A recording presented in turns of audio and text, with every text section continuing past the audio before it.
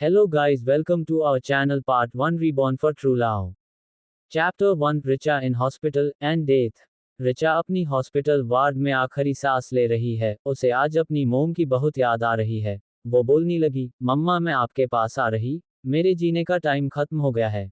मम्मा जिससे इतना ज्यादा प्यार किया, वो भी मेरा साथ छोड़ दिया मम्मा, आई एम सॉरी, मेरा दिल में बहुत दर्द हो रहा है मम्मा, मेरी वजह से आपको भी इतनी बुरी मौत मिली। वो रोने लगी।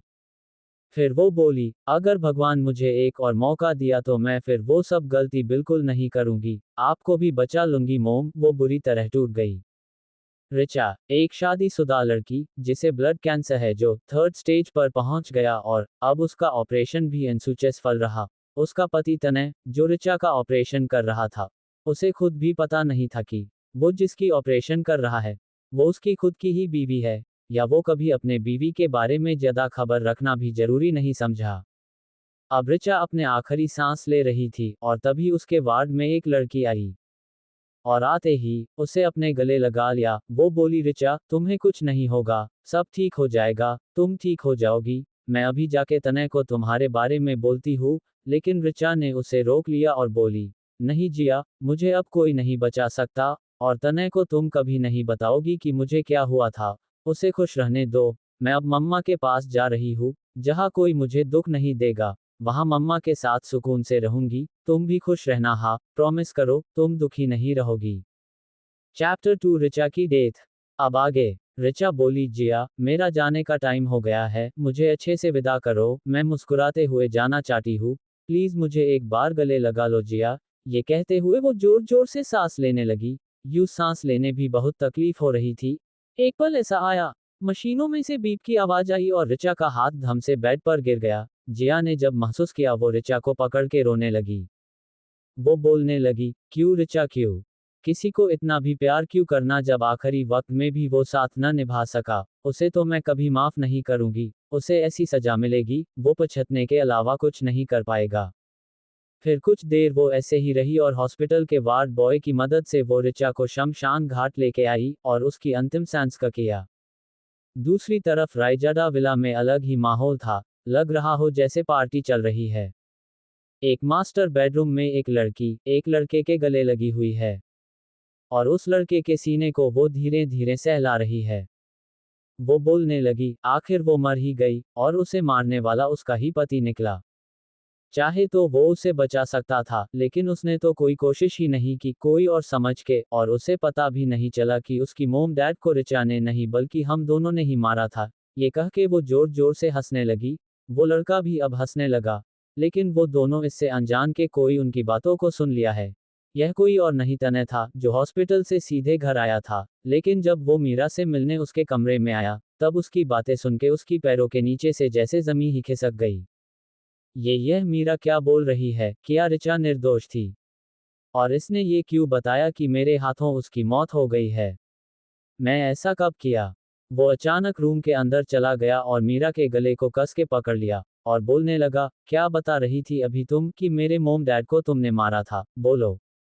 मीरा जब ये सुनी तो शॉक हो गई। वो हड़बड़ी में बोली, नहीं तुम गलत समझ रहे हो, ऐसा नहीं है। तनय ने कहा, मैंने अपने कानों से सुना है, बोलो सच क्या है? दूसरा लड़का, जो कब से ये तमाशा देख रहा था, वो आगे आया और तनय के हाथों को छू हुए बोला, छोड़ो मीरा को, मैं तुम्हें सच्चाई बताता हूँ। हाँ, हमने तुम्हारे मोम डैड को मारा, क्योंकि उन्हें हमारे बारे में पता चल गया था कि हम तुम्हारे प्रॉपर्टी के पीछे हैं और रिचा को तुमसे अलग करना चाहते हैं। दोनों ही काम हमारा पूरा हुआ, तुम्हारे प्रॉपर्टी भी हमारी हुई, और रिचा भी। ये कह के वो डेविल स्माइल करने लगा। तनय ने कहा, क्या बोल रहे हो? क्या हुआ रिचा को? चैप्टर 3 तनय को पता चली सच। अब आगे। दूसरा लड़का, जो तनय का ही एक दोस्त था, उसे देखकर तनय शॉक हो गया और उसे गुस्से से घूरने लगा। तनय ने कहा, कबीर तुमने ये क्यों किया? क्या बिगड़ा था मैंने तुम्हारा?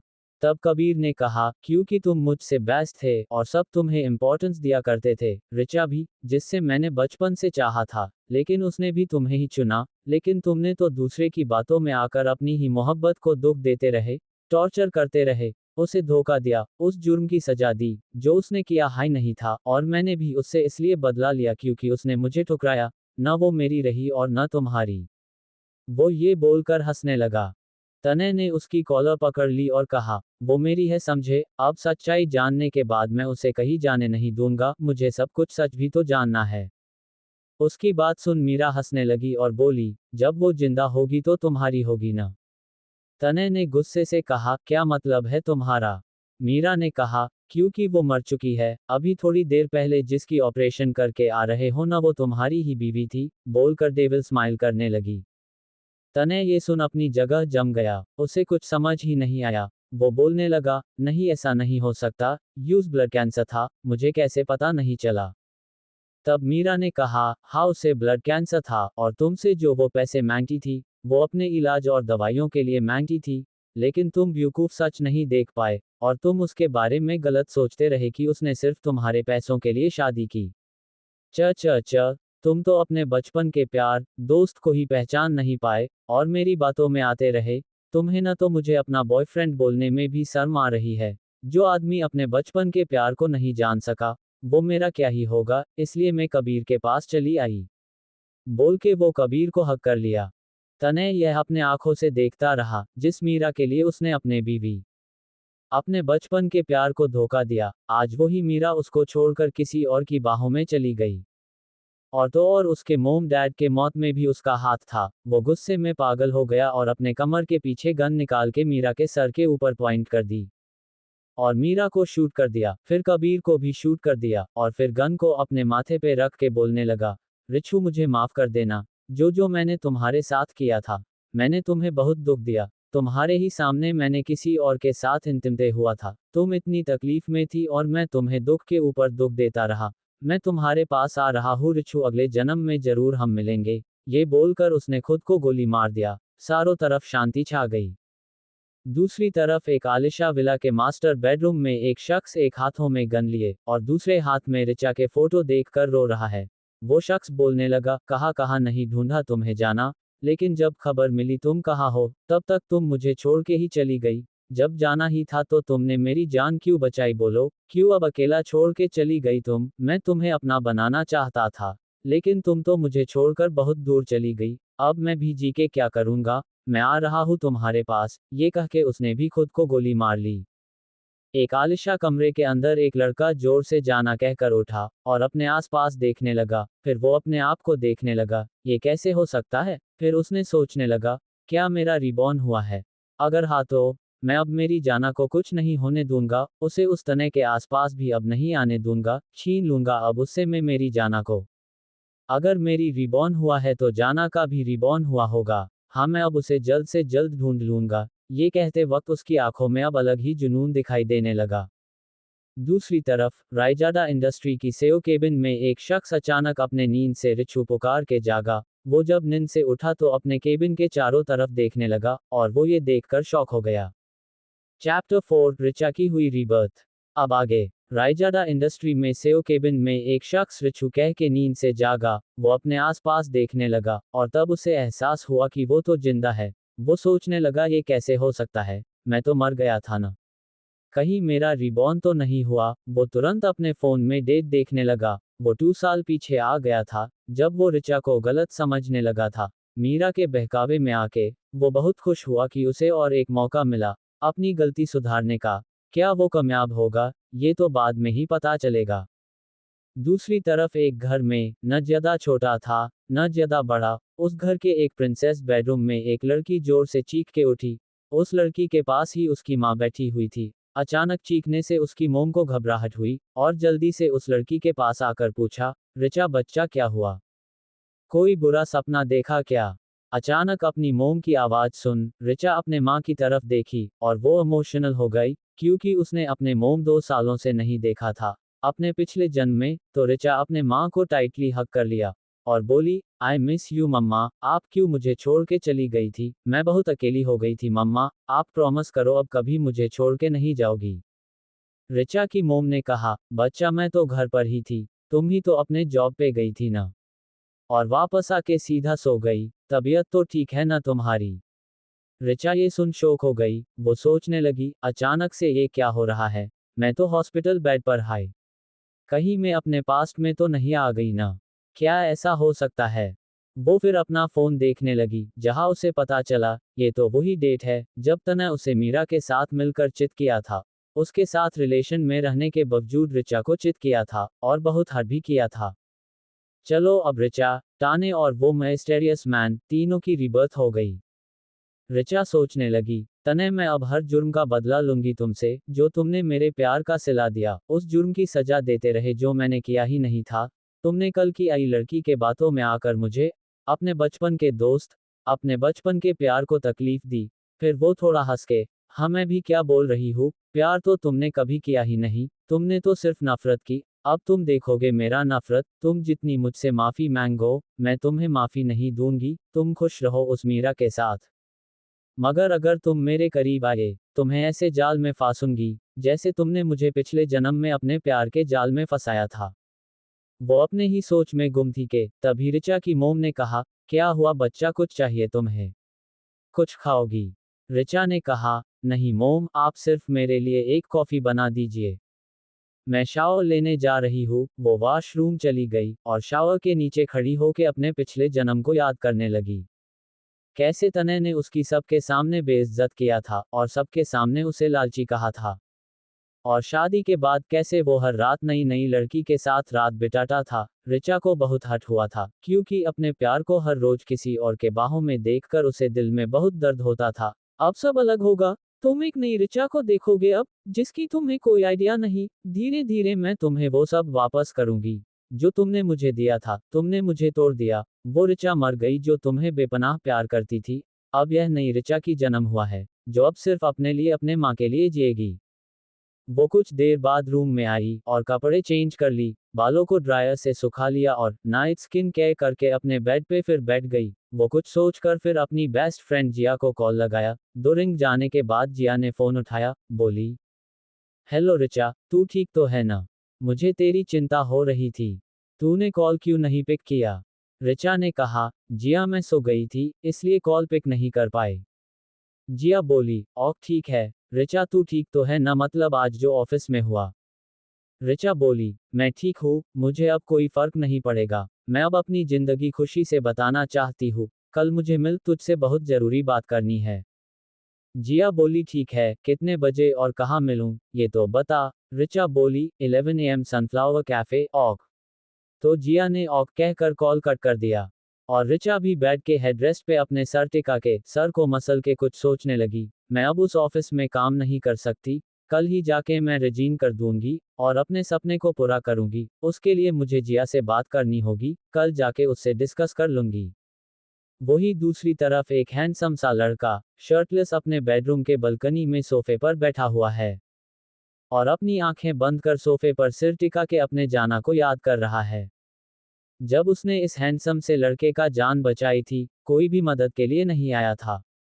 लेकिन वो लड़की, उसकी हालात ठीक नहीं होने के बावजूद उसकी हेल्प की थी। वही यह सोचकर वो लड़का बोलने लगा, जाना उस दिन अगर तुमने मेरी जान नहीं बचाई होती तो मैं आज जिंदा नहीं होता। मुझे दूसरा मौका नहीं मिलता तुम्हें अपना बनाने का। उस दिन हार्ट अटैक से मेरी जान चली जाती, लेकिन तुमने मुझे बचा लिया। अब से मैं तुम्हें हर मुश्किल से प्रोटेक्ट करूंगा। कोई तुम्हें छू भी नहीं पाएगा। उसके पहले मुझे तुम्हारे पास आना होगा। मैं आ रहा हूँ, जाना बहुत जल्द। ये कहकर वो मुस्कुराने लगा। चैप्टर 5, रिचा और मिस्टीरियस मैन की मुलाकात। अब आगे, मैं जल्द तुम्हारे पास आ रहा हूँ, जाना। ये कहकर वो मुस्कुराने लगा और वो अपना मोबाइल लेके अपने असिस्टेंट नीरज को कॉल लगाया और बोला, नीरज मैं तुम्हें एक फोटो सेंड कर रहा हूँ, जल्दी उसकी इन्फॉर्मेशन मेरे पास होनी चाहिए। वो क्या कर रही है, कहाँ है, सब कुछ। ये कहकर उसने फोन कट कर दिया। उसने कहा, पिछले जन्म में सिर्फ तुम्हारे बारे में ये जान पाया था कि तुम तने रेजादा की वाइफ हो। अभी इस जन्म में भी कहीं मुझे देर न हुई हो, मुझे जल्द से जल्द तुम्हारे पास आना होगा। वही दूसरी तरफ रिचा सनफ्लावर कैफे पहुंचकर जिया का इंतजार करने लगी और करीब 10 मिनट बाद जिया कैफे पहुंची और वो सीधे जाके पीछे से रिचा को हक कर लिया। रिचा बोली, यार जिया, तुम्हारे यह आदत कभी नहीं जाएगी क्या? जिया बोली, क्या रिचू, तुम हमेशा कैसे पहचान जाती है यार?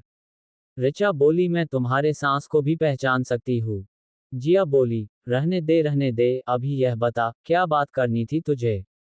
रिचा बोली, यार जिया, मैं अब वहाँ जॉब नहीं करना चाहती। मैं अपनी अलग से एक बिजनेस स्टार्ट करना चाहती हूँ, लेकिन उसके लिए अभी मुझे एक जॉब की भी जरूरत पड़ेगी, क्योंकि पैसे थोड़े कम पड़ रहे हैं।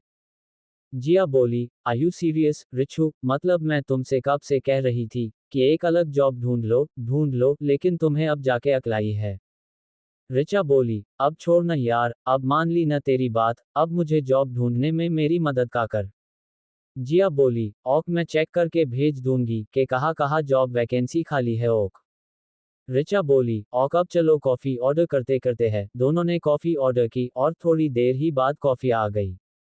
दोनों कॉफी का सिप लेते लेते बात करने लगी। वहां कोई और भी था जो रिचा को शुरू से ही देख रहा था। वो कोई और नहीं, तनय था, जो अपनी एक मीटिंग के लिए आया था। रिचा को जब लगा कि कोई उसे घूर रहा है, तो उसने अपने नजरें घुमा के देखा तो उसकी नजर तनय के नजर से जा मिली, लेकिन रिचा ने तुरंत उससे अपनी नजर हटा ली। ये देखकर तनय को बहुत हट हुआ। वो सोचने लगा, रिचू मुझे देख के भी कोई रिएक्ट क्यों नहीं की, वो तो हर पल मुझे देखकर उसकी आंखों में मेरे लिए फीलिंग ही दिखाई देती थी, लेकिन अब वो ऐसा क्यों कर रही है। वो अपने सोच में ही गुम था कि रिचा और जिया जाने के लिए उठी। रिचा जैसे ही आगे बढ़ी, सामने से आते एक शख्स से टकराई, और वो गिरने को हुई, लेकिन वो गिर पाती उससे पहले ही उस इंसान ने रिचा को कमर से पकड़कर अपने करीब खींच लिया। रिचा सीधे जाके उस इंसान के सीने से टकराई, दोनों की आंखें एक अजीब सुकून के साथ बंद हो गई। रिचा को उसकी बाहों में मानो दुनिया जहां का सुकून महसूस हुआ, जो आज तक उसे फील नहीं हुआ था। उसे ऐसा एहसास हुआ जैसे वो इस बाहों में महफूज हो। उस इंसान को भी रिचा की बाहों में भरते ही बहुत सुकून महसूस हुआ। उसे ऐसा लगा जैसे ये पल यही थम जाए। दोनों अपने में ही गुम थे कि तभी दोनों को जिया की आवाज सुनाई दी, जो कह रही थी, रिचा तू ठीक है ना। तब जाके दोनों होश में आए। दोनों एक दूसरे से दूर हुए, दोनों की नजरें मिली, और वो इंसान जैसे उसकी आंखों में खो गया। वो सोचने लगा, फाइनली तुम मेरे सामने आ ही गई। रिचा ने कहा, हाँ मैं ठीक हूँ, और उस इंसान की तरफ देखकर कहा, थैंक यू मिस्टर। ये कहकर वो रुकी, तभी वो इंसान अपना हाथ आगे बढ़ाकर, मिस्टर समर्थ ओबरॉय। रिचा भी हाथ मिलते हुए, थैंक्स मिस्टर ओबरॉय, आपने मुझे गिरने से बचा लिया। समर्थ बोला, ये तो हमारा फर्ज था, आप जैसी खूबसूरत लड़की की हेल्प करना, कह के वो मुस्कुराया। रिचा थोड़ा ऑकवर्ड हो गई, ऐसी चेसी लाइन सुनकर, फिर भी वो मुस्कुराए और बाय कहकर चली गई। समर्थ पीछे मुड़ कर रिचा को देखा और इसे बोला, नीरज जल्द जल्द पता करो, ये कहाँ रहती है, और डर नहीं होनी चाहिए। और दोनों फिर कैफे के अंदर चले गए। वहां कोई था जो यह उन दोनों की नजदीकी देखकर जल भून कर राख हो गया था, और यह कोई नहीं तनय था, जो अपने जलती आंखों से दोनों को घूर रहा था। उसने कहा, रिचू तूने ये सही नहीं किया, किसी के करीब जाके, इसकी सजा तो तुम्हें मिलेगी, और मुझे इग्नोर करने की भी। ये कहकर तनय रिचा के पीछे चला गया, और वो जाके रिचा को पीछे से पुकारा, रिचू कैसी हो। रिचा पीछे पलटी मगर कुछ जवाब नहीं दिया। तनय ने फिर कहा, रिचू क्या हुआ, मुझसे बात क्यों नहीं कर रही हो। रिचा ने कहा, आपको मैं नहीं जानती, मैं इंजनों से बात नहीं करती। कहकर रिचा ने जिया का हाथ पका और टैक्सी में बैठकर चले गए। तनय बस उन्हें जाते हुए देखता रहा, और अपना दांत पीस के कहा, तुम ये ठीक नहीं कर रही रिचू, मैं तुमसे अच्छे से बात कर रहा हूं ना, फिर मुझे गुस्सा क्यों दिला रही हो। मेरा रिबर्थ हुआ जरूर है, लेकिन मेरा दिल और मेंटालिटी पिछले जन्म का ही है ना। मुझे गुस्सा मत दिलाना। ये कहकर वो भी हॉस्पिटल चला गया, क्योंकि उसे एक ऑपरेशन करना था। तनय अपना बिजनेस के साथ साथ अपना डॉक्टर की ड्यूटी भी बखूबी निभाता है, क्योंकि उसकी यह हॉबी है। वो शुरू से डॉक्टर बनना चाहता था, और उसके पापा चाहते थे कि उनकी बिजनेस को तनय आगे बढ़ाए, इसलिए तनय अपना सपने के साथ साथ अपने पापा की भी आशाओं को भी निभा रहा है। टैक्सी के अंदर जिया रिचा को घूर रही है, तब रिचा ने चिढ़कर कहा, क्या है, ऐसे क्यों देख रही है। जिया ने कहा, तू मेरी रिचू ही है ना। मतलब जो लड़की तनय के पीछे पीछे घुमा करती थी, आज वो लड़की उसे पहचान में इनकार कर दिया। रिचा ने कहा, जिंदगी बहुत कुछ सिखा देती है जिया, मैं अब उसके पीछे नहीं भागूंगी। उसकी हर बेइज्जती को सहती रही, अब और नहीं। जहां मेरा सेल्फ रिस्पेक्ट ना हो, वहां मैं अब और नहीं जाऊंगी। फिर जिया ने कहा, चैप्टर 6 रिचा इन ओबरॉय कॉर्पोरेशन। अब आगे। फिर जिया ने कहा, तुमने बहुत अच्छी डिसीजन ली रिचू, मैं बहुत खुश हूँ, आखिर तुम्हें अकला ही गई। वो लोग बातें करते हुए रिचा के घर पहुंच गए, और दोनों रिचा के रूम में जाने लगी। तभी रिचा की मोम ने आवाज लगाई, आ गई बेटा, और जिया बेटा कैसी हो तुम। दोनों पीछे मुआ और जिया जाके ऋचा की मोम को टाइट हग कर लिया और बोली, आंटी मैं अच्छी हूँ। आप कैसी है? ऋचा के मोम ने कहा, मैं ठीक हूँ, बैठो मैं तुम लोगों के लिए कॉफी बना के लाती हूँ। जिया ने कहा, आंटी आप बतिए कितना काम करेगी आप? और यह क्या, आप ठीक से खाना नहीं खाती क्या? कितने दुबले हो गए हो? ऋचा की मोम ने कहा, जब औलाद ही ठीक से खाना ना खाए तो माँ कैसे खा सकती है ना? ये सुन के ऋचा को बहुत बुरा लगा, क्योंकि उसकी वजह से उसकी मोम खाने पीने में ध्यान नहीं देती। उसे बहुत बुरा लगा। वो सोचने लगी, उस तने की वजह से मैंने अपनी माँ का ध्यान रखना ही भूल गई। फिर ऋचा ने कहा, अब से ऐसा नहीं होगा मोम, मैं अपना ध्यान रखूंगी और आपका भी रखूंगी। ये कहकर ऋचा ने अपनी मोम को हग कर लिया और उनके फॉरहेड पर किस कर लिया। और ऋचा बोली, अब दोनों यही बैठो, मैं जल्दी कॉफी बना के लाई। ये कहकर वो किचन में चली गई। जिया और ऋचा की मोम बातें करने लगी। दूसरी तरफ तनय को अपने काम में मन नहीं लग रहा था। उसे बार बार ऋचा की याद आ रही थी। उसे वो पल याद आया जब उसने ऋचा और समर्थ को एक दूसरे के बाहों में देखा था। वो खुद से बोलने लगा, अब मैं समझ रहा हूँ ऋचु, कि तुम्हें कितनी तकलीफ होती होगी मुझे किसी और के साथ देखकर। आई एम सॉरी ऋचु, मैंने तुम्हें बहुत हर्ट किया। फिर तनय हॉस्पिटल से बाहर आ गया और कार में बैठकर घर के लिए निकल गया। वही समर्थ अपना मीटिंग खत्म कर वापस उसकी ऑफिस जाने के लिए निकला और नीरज को पूछा, नीरज कुछ पता चला? तो नीरज ने बताया, हाँ बॉस, वो मैम अपने माँ के साथ रहती है और आज जो उनके साथ लड़की थी उसका नाम है जिया और वो मैम की बेस्ट फ्रेंड है। वही दोनों रायजादा इंडस्ट्री में जॉब करते हैं। तो समर्थ ने कहा, तने रायजादा का कंपनी तो नहीं है ना वो?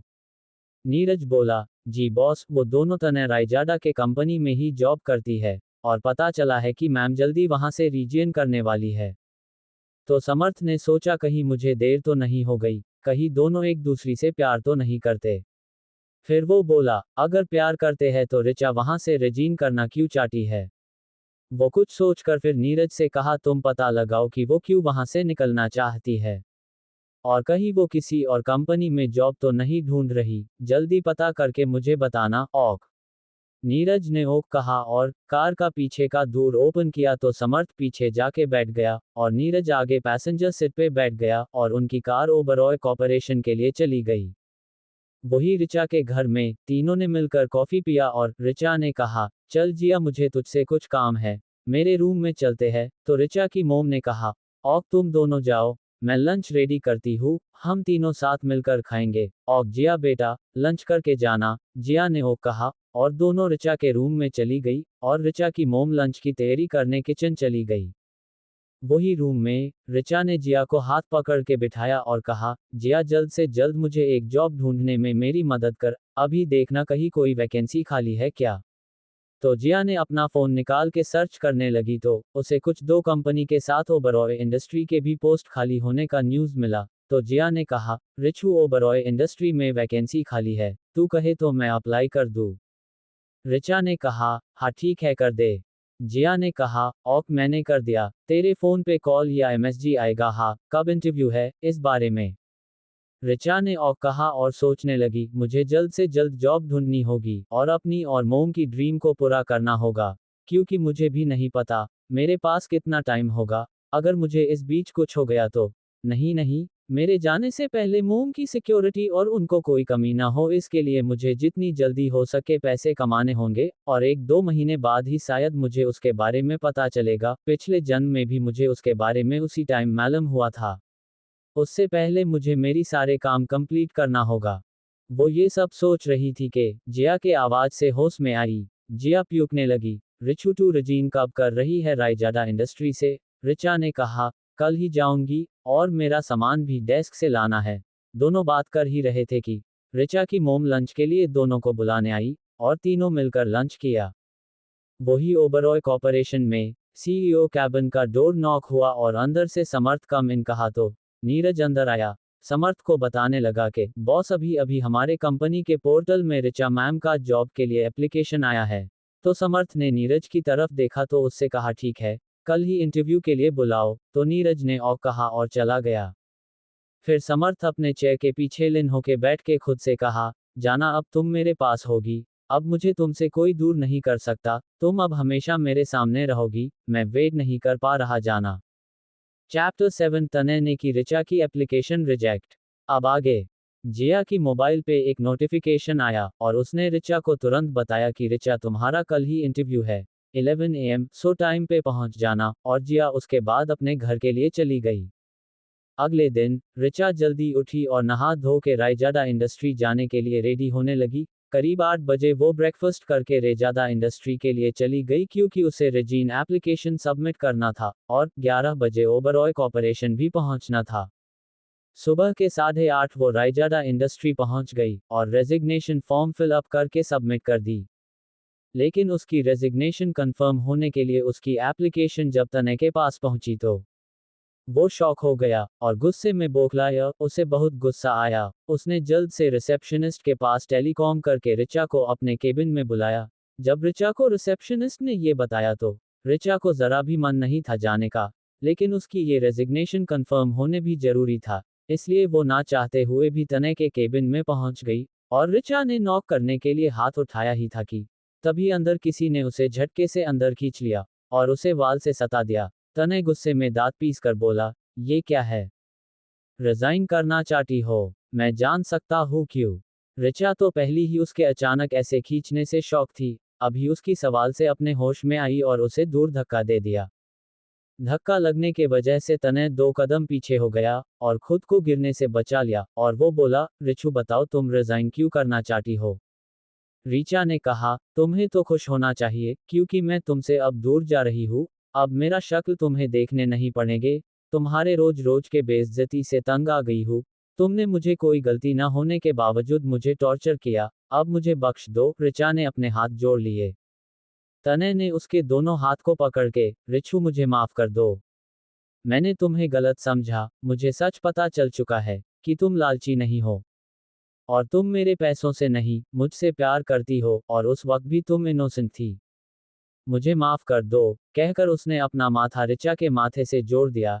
एक पल के लिए रिचा भी पिघल गई और वो भी अपने आंखें बंद करके उसके एहसास में डूबने लगी। तभी उसे अचानक अपनी पिछले जिंदगी के बारे में याद आया और उसे फिर से धक्का देकर दूर कर दिया। और रिचा ने रोते हुए कहा, डोंट टच मी तने रेजादा। ये हक तुम खो चुके हो और अब हमारा कोई रिश्ता नहीं है, दोस्ती का भी नहीं। मेरा वो बचपन का प्यारा सा दोस्त अभी नहीं रहा। मेरे सामने जो अभी है वो तो कोई और ही है। और ये बताओ, तुम किस सच के बारे में बोल रहे हो? कैसी सच पता चली तुम्हें? तनय ने जब ये सुना, खामोश हो गया, क्योंकि वो कैसे बताता कि पिछले लाइफ में उसे सब सच पता चल गया था। कैसे बताता कि उसकी बेवकूफ के वजह से उसकी रिचा ने क्या क्या सहा था। उसके अलावा उसकी मोम को टॉर्चर करने से पहले एक बार भी नहीं सोचा। वो खामोश रहा। तभी रिचा ने कहा, जल्द से जल्द मेरी एप्लीकेशन एक्सेप्ट कर लो और मुझे जाने दो। मैं अब और यहाँ एक पल नहीं रुकना चाहती। तनय ये सुन फिर उसके पास आया और बोला, रिचा मैंने कहा ना, तुम ये कंपनी छोड़ के कहीं नहीं जाओगी। मैं तुम्हें कहीं नहीं जाने दूंगा। अब समझ गई ना? अब जाओ और जाके अपना काम करो। तभी उसके केबिन में बिना नॉक किए एक लड़की अंदर आई और जाके सीधा तनय के गले लग गई। वो बोली, तनय बेबी मैं आ गई। आज तुमने मुझे पिक क्यों नहीं किया? मैं तुमसे नाराज हूँ। ये कहकर वो अपना मुंह बना लिया। उस लड़की को देख के रिचा थोड़ी हंसी और बोली, सर मेरा एप्लीकेशन जल्द से जल्द एक्सेप्ट कर दीजिए क्योंकि मुझे इंटरव्यू में भी जाना है, मुझे लेट हो रहा है। तनय ने जब उस लड़की को देखा तो कहा, मीरा ये क्या बिहेवियर है तुम्हारा? नॉक करके नहीं आ सकती तुम? अभी के अभी बाहर जाओ तुम। मीरा, हाँ वो लड़की मीरा ही थी जो अभी अभी तनय की केबिन में आई थी। मीरा ये सुन उसकी आंखें बड़ी हो गई और बोली, तनय तुम ये क्या कह रहे हो? मैं तो हमेशा ऐसे ही आती हूं ना, तो आज तुम्हें क्यों प्रॉब्लम हो रही है? ये कहकर उसने तनय के गले में अपने बाहें लपेट लिए। तनय को गुस्सा तो बहुत आ रहा था। वो मन ही मन सोचा, बहुत उड़ रही हो ना, तुम्हारी ऐसी हालत करूंगा ना, तुम सोच भी नहीं सकती। फिर कुछ सोचकर उसने उसके कमर से पकड़ लिया और बोला, बेबी तुम बाहर जाओ, मुझे रिचा से कुछ काम है। मीरा ना चाहते हुए भी बाहर जाने लगी और जाते जाते रिचा की तरफ देख के इवल स्माइल कर वो केबिन से निकल गई। रिचा जो कब से ये तमाशा देख रही थी, वो भी जाने के लिए मुड़ी, पर वो जा पाती उससे पहले ही तनय ने उसे पीछे से हक कर लिया और अपनी आंखें बंद कर ली। रिचा को झटका लगा और वो उसकी बाहों से छूटने के लिए कसमसाने लगी। वो बोली, ये क्या हरकत है, छोड़ो मुझे। तनय ने कहा नहीं छोड़ूंगा। ऋचा ने कहा तुम्हारे गर्लफ्रेंड अभी अच्छे है, तुम्हें शर्म नहीं आती गर्लफ्रेंड के रहते हुए मुझे ऐसे पकड़ने में, छोड़ो मुझे पागल इंसान। तनय ने कहा मैं तुम्हें अब जिंदगी भर नहीं छोड़ूंगा, अगर तुमने कभी दूर जाने की कोशिश की तो मुझसे बुरा कोई नहीं होगा। ये कहकर उसने ऋचा के गले को किस कर लिया। ऋचा शॉक हो गई और बोली ये तुम क्या कर रहे हो, प्लीज मुझे छोड़ दो, मैं यहाँ से जाना चाहती हूँ। पहले तो तुम मुझे खुद ही पीछा छुड़ाना चाहते थे ना, अब जब मैं खुद ही जा रही हूँ तो तुम्हें क्या प्रॉब्लम हो रही है। चैप्टर 8 ऋचा हुई बेहोश। अब आगे। ऋचा तनय की बाहों में कसमासने लगी। वो पैनिक करने लगी कि कैसे पिछले लाइफ में तनय उसे छूना तो दूर देखना भी पसंद नहीं करता था, लेकिन अब वो उसे पकड़ किस कर रहा है। वो समझ नहीं पा रही थी आखिर इस जन्म में तनय को क्या हो गया जो वो ऐसा बिहेव कर रहा है। वो ये नहीं जानती थी कि तनय का भी रिबॉर्न हुआ है। वो पैनिक करते हुए ही तनय के बाहों में बेहोश हो गई। तनय को जब महसूस हुआ कि ऋचा कुछ रिएक्ट नहीं कर रही है तो उसने ऋचा की तरफ देखा तो पाया वो बेहोश हो चुकी है। वो जल्द से जल्द ऋचा को अपने केबिन में बने ही प्राइवेट रूम में लेके चला गया। वो खुद ही डॉक्टर था तो उसने ही ऋचा को चेक किया तो पाया कि उसे बुखार है। तनय उसे पानी में ही दवाई मिलाकर ऋचा को धीरे धीरे पिला दिया और ऋचा का हाथ पकड़ के उसके पास ही बैठ गया। उसके आंख से एक कतरा आंसू गिर गया और वो सोचने लगा कि कैसे उसने हर बार ऋचा को इग्नोर किया था। जब ऋचा अक्सर ऐसे ही फीवर में तड़पती थी तो तनय उसे प्यूकना तो दूर देखता भी नहीं था, और ऐसे ही ऋचा को इग्नोर करने की वजह से शायद ऋचा का ब्लड कैंसर बढ़ता चला गया। अगर वो पहले से ही ध्यान देता तो ऋचा को कभी इतनी तकलीफ नहीं उठाना पड़ता। वो ऋचा के हाथ को चूमते हुए रो पड़ा। 2 घंटे बाद ऋचा को होश आया तो उसने पाया कि वो किसी अनजान रूम में है। वो चारों तरफ देखा तो पाया कि तनय उसके हाथ को पकड़ के चेयर में ही सो गया है। ऋचा ये महसूस करते ही जल्दी से अपने हाथ को छुड़ा लिया और बेड से खड़ी हो गई। हाथ को अचानक छूने से तनय की भी आंख खुल गई। उसने देखा कि ऋचा उठ गई है। तनय ने कहा ऋचा तुम क्यों उठी, तुम्हें आराम करना चाहिए न, देखो तुम्हें कितना बुखार है, प्लीज बैठ जाओ। ये कहकर वो ऋचा को बैठने लगा, लेकिन ऋचा अपने जगह से नहीं हिली और उसने कहा मुझे जाना है। तनय ने कहा चलो मैं तुम्हें घर ड्रॉप कर देता हूँ। ऋचा ने दांत पीसते हुए कहा कोई जरूरत नहीं है, मैं खुद चली जाऊंगी, जल्द से जल्द मेरी एप्लीकेशन एक्सेप्ट करो और मुझे रिहा करो। तनय ने कहा तुम्हें इतनी क्यों जल्दी है मुझसे दूर जाने की, क्या मैं जान सकता हूँ। ऋचा ने कहा बताने की जरूरत नहीं है, समझदार इंसान हो, खुद ही समझ जाओ। ये कहकर वो वहां से निकल गई और ऑफिस के बाहर टैक्सी का इंतजार करने लगी।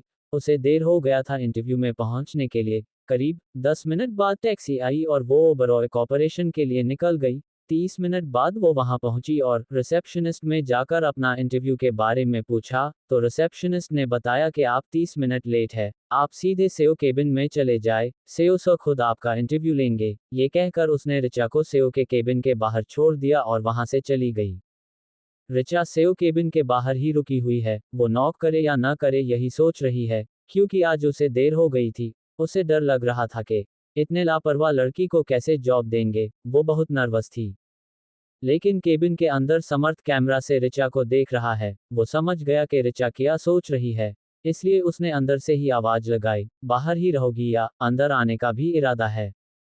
ऋचा अंदर चली गई और जैसे ही उसने समर्थ को देखा उसकी दिल की घंटी बजने लगी। उसे ऐसा महसूस कभी नहीं हुआ, यह एक अलग ही एहसास था उसके लिए। समर्थ लाइट ब्लू कलर का 3 पीस बिजनेस सूट पहना हुआ था जो उसके गोरे बदन पे जज रहा था। ऋचा की आंखें जैसे उसी पे ठहर गई।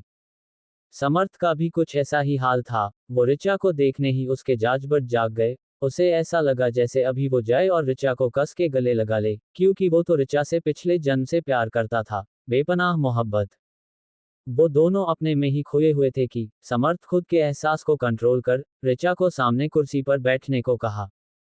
ऋचा भी होश में आई और हड़बड़ा कर बैठ गई। ऋचा अपना चा उसके सामने रख दी और समर्थ उसे क्वेश्चंस पूछने लगे। ऋचा भी बहुत कॉन्फिडेंस से सारे सवालों का जवाब देती गई।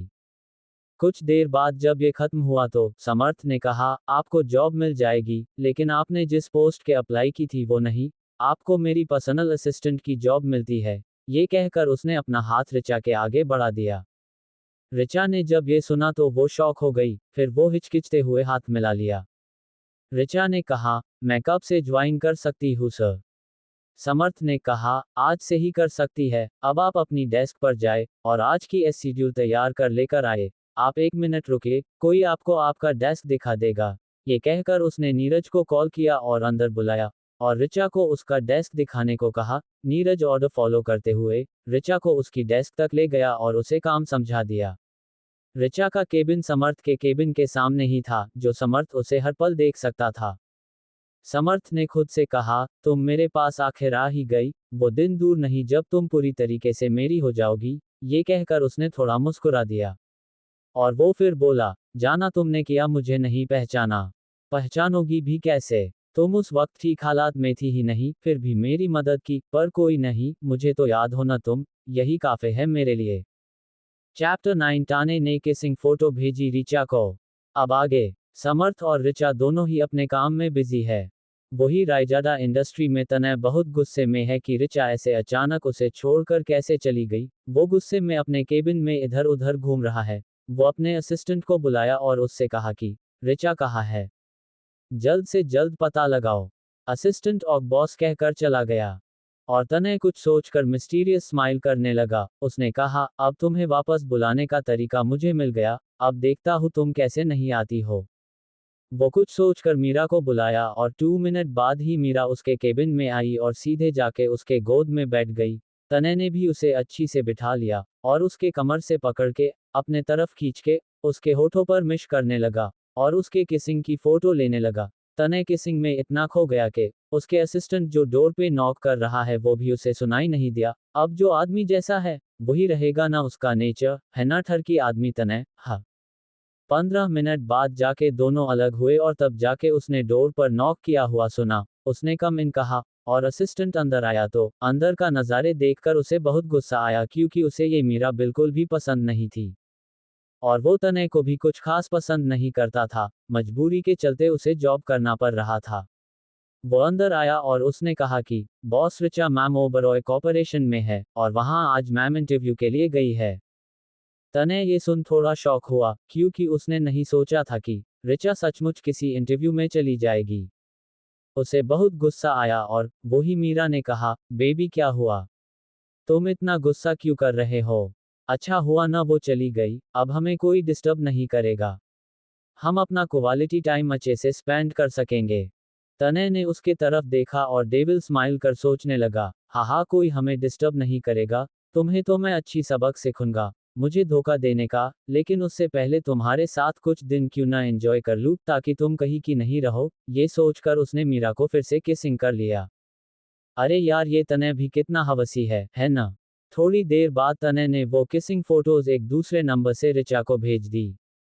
ओबरॉय कॉर्पोरेशन में ऋचा अपना काम कर रही थी कि तभी उसकी फोन में एमएसजी टोन बजी। उसने ओपन करके देखा और उसके आंखों से आंसू बहने लगे, क्योंकि उसने तनय और मीरा की किसिंग फोटोज देख ली थी।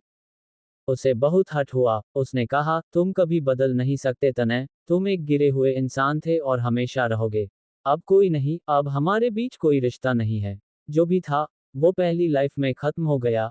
अब मैं अपनी जिंदगी आज से बताऊंगी, जहां तुम्हारा कोई नामो निशान नहीं होगा। अब मुझे कोई फर्क नहीं पड़ेगा। लेकिन जो भी हो, ऋचा अपनी फीलिंग्स को दबा नहीं पा रही थी। उसने बचपन से तनय से प्यार किया था, इसलिए उसे वक्त लगेगा उसे भूलने में। ऋचा ने फोन साइड में रखा और अपना काम करने लगी। समर्थ उसे अपने केबिन से देख रहा था कि वो थोड़ा उदास है और फोन में कुछ देखने के बाद ही उसे उदास लग रही है। वो कुछ सोचकर ऋचा के केबिन में आया और आके ऋचा के फ्रंट सीट पर बैठ गया। वो खामोशी से उसे देखने लगा। वो बार बार ऋचा के फोन के तरफ देखने लगा और उसने सोचा कि कैसे इसकी फोन देखूं जिससे पता चले कि क्यों ये उदास हो गई थी। उसने ऋचा को कहा कि ऋचा आप मल्होत्रा वाली फाइल मेरे असिस्टेंट से ले आएगी प्लीज। ऋचा ने शोसो कहा और फाइल लेने चली गई। जब वो गई तो समर्थ ने ऋचा का फोन लिया और वो चेक करने लगा। तभी उसने देखा कि तनय और एक लड़की की किसिंग फोटोज थी। जब उसने ये देखा तो उसने तनय को तो पहचान लिया, लेकिन मीरा को नहीं पहचाना। उसने कहा, क्यों जाना, क्यों क्यों उसे इतना प्यार करती हो तुम? मैं तुम्हें इतना प्यार करता हूँ, तुम कब समझोगी जाना? वो फिर से बोला, इससे तो मैं ऐसी सबक सिखूंगा ना, ये किसी लड़की के करीब भी नहीं जा पाएगा, क्योंकि मैं तो जानता हूं ना तुमने मेरी जाना की क्या हालात की थी तुमने। You wait and watch, mister Tanay Raizada. थोड़ी देर बाद ऋचा वापस आई और उसने समर्थ को फाइल दे दिया। समर्थ ने फाइल लिया और उसने कहा, मिस ऋचा, लंच टाइम हो रहा है, क्या आप मेरे साथ लंच करना पसंद करेंगी? ऋचा ने थोड़ी देर सोचा और फिर मुस्कुर के हाँ में सिर हिला दिया और दोनों लंच करने के लिए रेस्टोरेंट के लिए जाने लगे। दोनों ऑफिस के बाहर आए और समर्थ ने उसे रुकने को कहा और वो कार लेने पार्किंग एरिया में चला गया। 2 मिनट बाद वो कार लेके आया और कार से उतरकर ऋचा के लिए कार का डोर ओपन कर दिया। समर्थ का ये जेंटलमैन वाला बिहेवियर देखकर उसे बहुत अच्छा लगा और उसने सोचा कि सर कितने अच्छे हैं। उसने कहा, सर आप ये क्या कर रहे हैं? मैं खुद कर लूंगी ना। समर्थ ने कहा, इतनी खूबसूरत लड़की के लिए मैं तो ये कर ही सकता हूं ना, और हाँ तुम मुझे मेरे नाम से ही बुलाया करो, ऑफ। ऋचा ने कहा, लेकिन सर। समर्थ ने कहा, फिर सर। ऋचा सॉरी कहकर कार में बैठ गई और समर्थ भी ड्राइविंग सीट पर जाके बैठ गया। दोनों कार में खामोश ही रहे। आधे घंटे में वो लोग एक हाई क्लास रेस्टोरेंट में जाके पहुंच गए। समर्थ ने कार से उतरा और ऋचा के साइड जाके डोर ओपन किया और ऋचा की तरफ अपना हाथ आगे बढ़ा दिया। ऋचा ने भी हिचकिचाते हुए अपना हाथ उसके हाथ में दे दिया और कार से उतरी। समर्थ के साथ ऋचा को बहुत प्रोटेक्टिव फील हुआ, वो महफूज फील करने लगी। दोनों रेस्टोरेंट के अंदर चले गए। दोनों जैसे ही पहुंचे, सभी के नजर उन दोनों पर गई। वहां कोई और भी था जो उन दोनों को देखकर अपनी हाथों की मुट्ठी बना ली। चैप्टर 10, तुम्हें शर्म नहीं आई किसी और आदमी के साथ घूमते हुए? अब आगे। समर्थ और ऋचा जैसे ही अंदर आए, सभी के नजर उन दोनों के ऊपर चले गई, क्योंकि दोनों परफेक्ट लग रहे थे। वहां कोई और भी था जो उन दोनों को देख रहा था। वो कोई और नहीं, तनय और मीरा थे। मीरा तनय को जोर जबरदस्ती इस रेस्टोरेंट में लेकर आई थी और तनय को भी भूख लगी थी, इसलिए वो भी आ गया। तनय जब उन दोनों को देखा तो उसको जलन के मारे हाथों की मुट्ठी बना ली। मीरा ने भी उन दोनों को देखा। मीरा ने जब समर्थ को देखा तो एक पल के लिए देखती ही रह गई, क्योंकि समर्थ था ही इतना हैंडसम कि किसी लड़की का दिल उस पर आ जाए। मीरा मन में सोचने लगी कि इतने हैंडसम आदमी ही क्यों ऋचा के साथ होते हैं। पहले तो ये तनय था जिसे मैंने फंसा लिया, उसके बाद वो कबीर, और ये एक नया आदमी। आखिर ये है कौन? मीरा तनय को उकसने के लिए शॉक दिखट हुए तनय से कहा, ओ माय गॉड, वो देखो तनय, ऋचा किसी के साथ है, कहीं वो उसका बॉयफ्रेंड तो नहीं है? तनय ये सुन उसे बहुत गुस्सा आया और अपनी आंखें जोर से बंद कर गहरी सांस ले ली। फिर मीरा ने कहा, तनय ये वही ऋचा है ना जो तुमसे प्यार करने की दावे किया करती थी? ये अचानक कैसे बदल गई? उसने जब देखा कि तनय को हद से ज्यादा गुस्सा आ रहा है तो वो अपने मन ही मन मुस्कुराए और खुद से कहा, चलो मेरा काम हो गया। समर्थ और ऋचा एक टेबल पास आए जो पहले से ही रिजर्व थी और समर्थ ने ऋचा के लिए चेयर खींची। ऋचा उसके तरफ मुस्कुर के थैंक यू कहते हुए चेयर पर बैठ गई और समर्थ ने उसे मेन्यू कार्ड देकर कहा, ऋचा तुम्हें जो ऑर्डर देना है दे दो, आज मैं तुम्हारे पसंद का खाऊंगा। ऋचा को ये सुन बहुत अच्छा लगा, क्योंकि आज तक उसको किसी ने इतना अच्छा बिहेव नहीं किया था। उसके पसंद नापसंद का ख्याल उसके माँ के अलावा कोई नहीं रखता था। पिछले जन्म में तनय के साथ शादी के बाद भी जैसे वो अपनी पसंद भूल ही गई थी। उसे आज बहुत अच्छा फील हुआ, क्योंकि इतने सालों बाद किसन उसकी पसंद की ख्याल कर रहा था। पिछले जन्म में अपने माँ के डेथ के बाद सिर्फ तनय ही था उसके पास अपना कहने के लिए।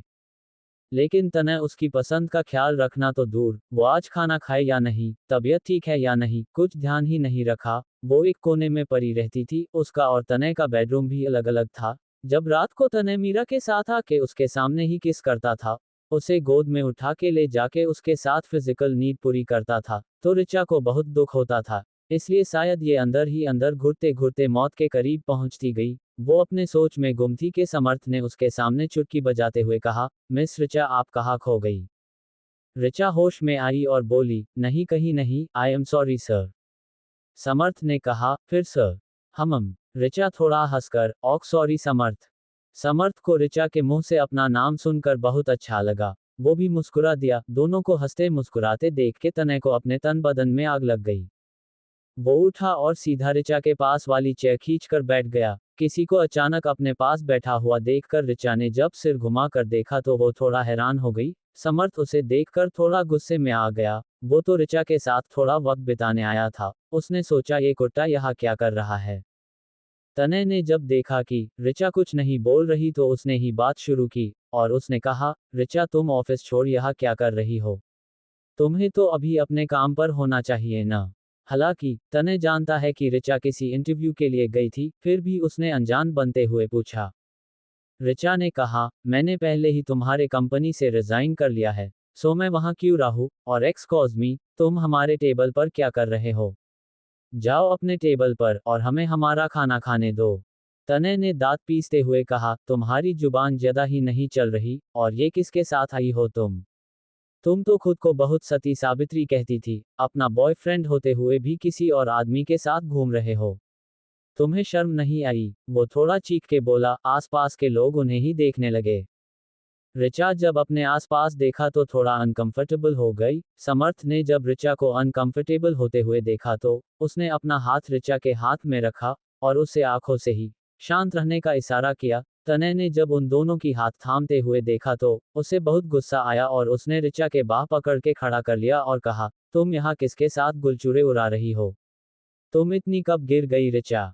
ऋचा ये सुन उसे बुरा लगा। उसने सोचा, ऋचा तू ऐसे चुप नहीं रह सकती, अपने लिए स्टैंड लेना होगा तुझे, नहीं तो हर बार की तरह ये तुझे बेइज्जत करने में एक बार भी नहीं सोचेगा। फिर ऋचा ने थोड़ा हंसकर तनय के तरफ देखा और कहा, क्यों तुम्हें क्यों मिर्ची लग रही है मुझे किसी और के साथ देखकर? हमारे बीच क्या रिश्ता है जो तुम ये मुझे पूछ रहे हो? शर्म मुझे नहीं तुम्हें आनी चाहिए, क्योंकि जब हम रिलेशन में थे तो तुमने मुझे धोखा दिया था, मेरे ही सामने किसी और के साथ। छी, मुझे कहने में भी शर्म आ रही है, और किस बॉयफ्रेंड के बारे में बात कर रहे हो?